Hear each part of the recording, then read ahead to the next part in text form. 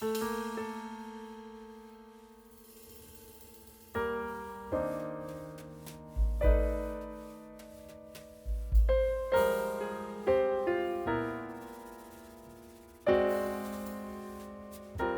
আমার এঁচোড় পনির।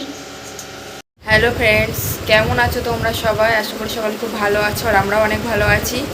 তো আজ হলো মঙ্গলবার, তো সকাল থেকে সব কাজই প্রায় হয়ে গেছে। তোমাদের সাথে আমি পরে শেয়ার করে দেবো। তো এখন একটু ইন্ট্রোটা দিয়ে দিই। তো বেশ ভালোভাবে একটু ইন্ট্রো দিলে বেশ ভালোই লাগে, প্রথমে শুরুটাই বেশ ভালো হলে ভালো হয়। তো তাই জন্য দেখো, তো বানাচ্ছিলাম হলো শর্টস, ইউটিউবের শর্টস বানাচ্ছিলাম, তো তাই জন্য ইন্ট্রোটা এইভাবেই তোমাদের সাথে দিয়ে দিচ্ছি। তো কেমন লাগছে আমাকে? তো দেখো, আমি নাইটের উপরে ওড়না লাগিয়ে শর্টস বানিয়ে দিলাম, কেউ তো বুঝতেই পারবে না যে আমি কি পরে আছি। তো কাজল লিপস্টিক পরে চুল টুলে পরিপাটি করে এদিকে আমি রেডি হয়ে নিয়ে শর্টস বানাচ্ছিলাম। তো চলো এবার করব রান্না। তো আজ মঙ্গলবার আর আজকেও নিরামিষ হবে। তো কাল সোমবার ছিল, আমরা সোমবার নিরামিষ খাই। তো সেটা হয়তো অনেকে জানো, অনেকে জানো না, তোমাদের সাথে বলেছি হয়তো এক দুবার। তো যাই হোক, তাও আবার বলে দিলাম, যারা নতুন দেখে বুঝতে পারবে। তো সোমবারে আমাদের নিরামিষ হয়। তো আর মঙ্গলবার, আজ তো মঙ্গলবার, তো আজও নিরামিষ হবে, মানে এই সপ্তাহটা প্রায় নিরামিষ হবে পয়লা বৈশাখের আগে পর্যন্ত। কেন কি হলো, আজ মঙ্গলবারে হলো মহা হব্বিষি আছে, তারকেশ্বরে যারা যায় আর কি, সেখানে আজকে তারা হব্বিষি করে, এমন একটা আছে যে আজকেই করে এই দিনটা। তো যাই হোক, আমাদের বাছার নিয়ম হলো যে আমরা এই দিনটা মানে ওর দাদু আর কি, আমার বরের দাদু আর কি, উনি নাকি মানতেন যে এই মানে চৈত্র মাসের এই শেষের দিকটা নিরামিষ খেতেন, মানে ধরো এই আজ থেকে মহব্বিষের থেকে পুরো নীল পুজো চড়ক মানে পয়লা বৈশাখের আগে পর্যন্ত নিরামিষ খেতেন। তো তাই জন্য আমার শাশুড়ি মাও তাই করে আসছে। তো আমাকেও বলেছিল, আমাকে কিছু জোর করেনি যে করো নিরামিষ খেয়েও, এমন কোনো ব্যাপার না, আমরা যেহেতু এখানে থাকি। তো তাই জন্য তেমন কিছু বলেনি, তো বলছিল যে বাড়িতে নিরামিষ খাবে। তো আমিই বললাম ঠিক আছে, তাহলে আমরাও নিরামিষ খাবো, নিরামিষ খেলে তো ক্ষতি তো কিছু নেই, তো যদি খেতে পারি তো কেন করব না। তো আমিও ধরে নিলাম ব্যাপারটা, তো তাই জন্য আমরাও নিরামিষ খাবো। তো বাজার করে নিয়ে এসেছিলো সকালে গিয়ে, তো কী কী বাজার করে নিয়ে এসছে সেগুলো আমি তোমাদেরকে দেখিয়ে দেবো। তো সেগুলো আমি সব ভিডিও করেছি, তো পরে আমি সব অ্যাড করে দেবো। তো চলো এখন আমি রান্না বসাবো। এখন কটা বাজে? এখন 12টা বেজে গিয়েছে দেখছি। তো এখন গিয়ে রান্না বসাবো। তো চলো রান্নাঘরে যাই, গিয়ে আবার কথা বলছি তোমাদের সাথে। আর এইদিকে দেখো, বাইক বার করে নিল আর যাচ্ছে হলো বাজারে।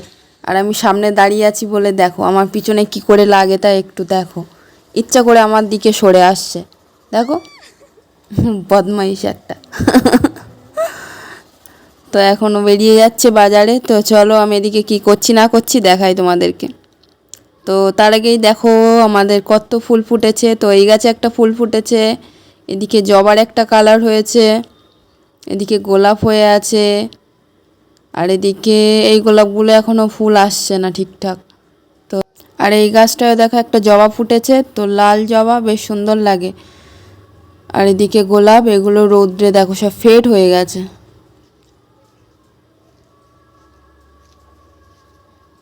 এদিকে ছোট ছোট চায়না, তো এগুলোও অনেক দিন ফুটে আছে, ওই জন্য কালারটা ফেড মতো হয়ে গেছে। আর এদিকে বেল ফুল, তো এটারও গন্ধ বেশ ভালো, সন্ধ্যের পরে বেশ ভালোই লাগে, গন্ধ ছড়ায়। আর এদিকে জবা গাছ, গাঁদা ফুল গাছ, তো পিছনে এখনও গাঁদা ফুল গাছ আছে, এগুলো শীতের সিজনের সব গাঁদা ফুল গাছ, তো এখনও ফুল দিয়ে যাচ্ছে। আর এদিকে তার মধ্যে বাজার করে নিয়ে চলে এসছে। তো দেখো কত কী নিয়ে চলে এসছে বাজার। তো এটার মধ্যে দেখছি আছে গুড়, এটা হলো আখের গুড়, তো এটা রুটি রুটি দিয়ে খাওয়ার জন্য নিয়ে এসছে বাজার থেকে।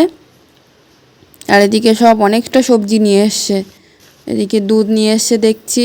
তো যেহেতু নিরামিষ খাওয়া হবে তাই জন্য সবজিটা একটু বেশি করেই নিয়ে এসছে। আর এদিকে এঁচোড় নিয়ে এসছে, তো এঁচোড় রান্না হবে আজকে, তো বাজার থেকে দেখছি আজ কেটে নিয়ে এসছে।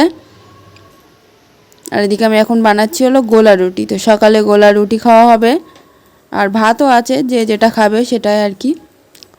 আর এদিকে দেখো পনির নিয়ে এসেছিলো, পনিরটা আমি পিস পিস করে রেখেছি, তো এক প্যাকেটে নিয়ে এসেছিলো, আমি হাফটা আজ করছি আর হাফটা পরের দিন করব। আর এদিকে গোলা রুটি দিয়ে খাওয়ার জন্য আমি রাঙা আলু আর আলু একসাথে ভেজে রেখেছি। তো আজকে তো হবে এঁচোড় পনির। তো আগে একদিন করেছিলাম এঁচোড় চিকেন, তো আজকে নিরামিষভাবে করব এঁচোড় পনির, দেখি কেমন হয়।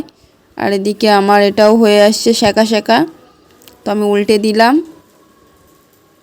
তো তারপরে আবার রান্নাঘরে চলে এসেছি আর রান্নাও বসিয়ে দিয়েছি। তো আমার একটা তরকারি হয়ে গেছে, তো এখানে শুক্তো করছিলাম, শুক্তো হয়ে গেছে। তো এবার আমি এঁচোড়টা করব। তো এঁচোড় পনির করব, এঁচোড় দিয়ে পনির দিয়ে করব। আগে একদিন চিকেন দিয়ে করেছিলাম, তো আজ যেহেতু নিরামিষ খাবো তো পনির নিয়ে এসছে বাজার থেকে কালকের জন্য, মানে কাল রান্না হবে তার জন্য পনির নিয়ে এসেছিলো। তো আমি ভাবছি তাহলে এতে একটু দিই, নতুন রকম হবে। নিরামিষে যখন করছি তাহলে ক্ষতি কি, এমনি যা আছে সব দিয়েই করবো, শুধু পনিরটা এক্সট্রা দেবো। আর এদিকে দেখো আমার তেলও ঝাঁঝিয়ে গিয়েছে, তো আমি এঁচোড় পনিরটা করে নিই। আর চলো তোমাদেরকে কীভাবে করছি আর কি কি দিচ্ছি সেগুলো তোমাদেরকে একটু দেখাই। তো চলো দেখো, এঁচোড় পনিরের জন্য আমি পনির কেটে নিয়েছি, আর এদিকে আদা বেটে নিয়েছি। এদিকে এঁচোড় আর আলুটা আমি সিদ্ধ করে নিয়েছি আগে একটু লবণ আর হলুদ দিয়ে। আর এদিকে বেটে রেখেছি পোস্ত, তো পোস্ত দেব, বেশ ভালো লাগবে। আর এদিকে টমেটো কেটে নিয়েছি এগুলো দেওয়ার জন্য, দুটো কাঁচা লঙ্কা নিয়েছি, আর এদিকে তেজপাতা নিয়েছি, একটা শুকনো লঙ্কা নিয়েছি। তো চলো, আমার তেল এদিকে গরম হয়ে গেছে, আমি পরপর করে নিই।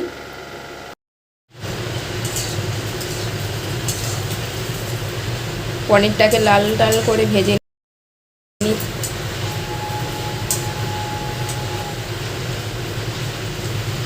একটু কড়া করেই ভাজবো, যেহেতু এঁচড়ে দেবো, তো একটু লাল লাল করে না ভাজলে যদি ভেঙে যায় পনিরগুলো, তাই জন্য। তো তেলের মধ্যে এখন দিচ্ছি তেজপাতা, শুকনো লঙ্কা, আর হ্যাঁ, এটা কিন্তু আমি সর্ষের তেলে করছি, তো সর্ষের তেলে করলে ভালো লাগবে তরকারিটা। তো আমরা নর্মালি সাদা তেলই বেশি খাওয়া হয়, সর্ষের তেলটা হয়তো ভাতে ভাত কি কিছু মাখা কি মাংসের দিন হয়তো সর্ষের তেলে করি, আর যদি মাছের ঝাল টাল হয় তো সেই সময় করি, তা নাহলে সাদা তেলেই আমাদের রান্না খাওয়া হয়। তো যাই হোক, এটা আমি সর্ষের তেল দিয়ে করছি। এবার আদা বাটা দিয়ে দেবো। তো দেখো আদা ছিটকাচ্ছে, তো এটা আমার জানা যে আদার উপরে এরকম হলুদ দিয়ে দিলে তো ছিটকানোটা কম হয়।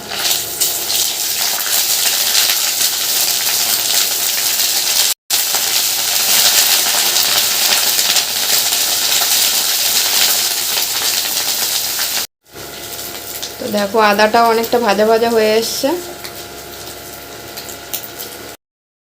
এবার টমেটো আর কাঁচা লঙ্কাটাও দিয়ে দেব।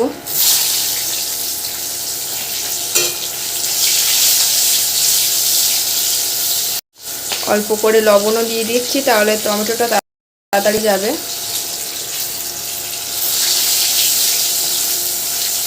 তো এটা এখন ভালো করে কষিয়ে নেব, নেওয়ার পরে এঁচোড়টা দেব, দিয়ে ভাজা ভাজা করব। তো চলো আবার যখন করব তখন দেখাবো।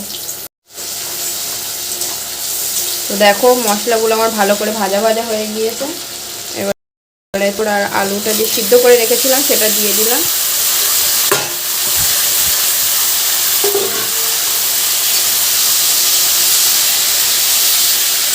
তো এটা এবার তেলের উপরে ভালো করে লাল লাল করে ভেজে নেব। তো এর মধ্যে আমি মশলা দিয়েছি হলো জিরে গুঁড়ো আর একটু হলুদ আর লবণ, আর লঙ্কাটা আমি চেখে দেব।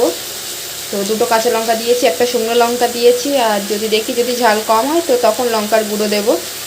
তো চলো এখন এটা আবার ভালো করে মিক্স করে ভালো করে ভাজা ভাজা করব। তো দেখো এখন আবার একটু লঙ্কার গুঁড়ো আবার একটু লবণ দিয়ে দিলাম, আর এটা অনেকটাই ভাজা ভাজা হয়ে এসছে। এবার জল দিয়ে দেব।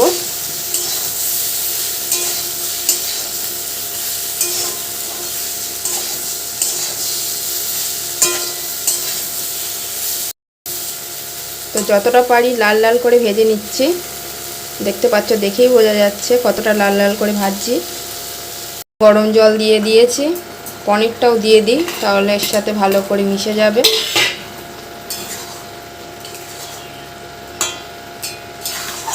খুব বেশি জল দিইনি, যেহেতু আগেই সিদ্ধ করা আছে, তাই জন্য অল্প অল্প জল দিয়েছি। আর এদিকে পোস্ত কেছিলাম সেটাও আমি এখন দিয়ে দিচ্ছি। তো বাটিটা ধুয়েও একটু জল দিয়ে দিই।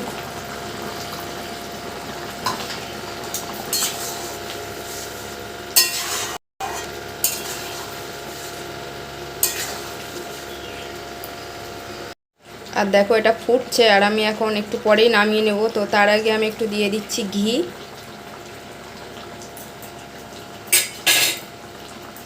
আর এদিকে দিচ্ছি একটু গরম মশলা।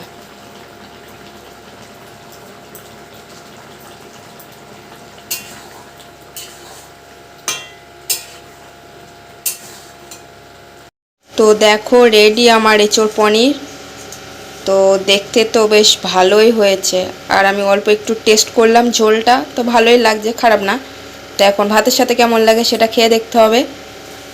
তো তোমাদের রেসিপিটা কেমন লাগলো অবশ্যই জানিও। ছোট্ট একটা রান্নার ব্লগও শেয়ার করে দিলাম তোমাদের সাথে, আশা করি ভালো লাগবে। তো তোমরাও পারলে ট্রাই করো।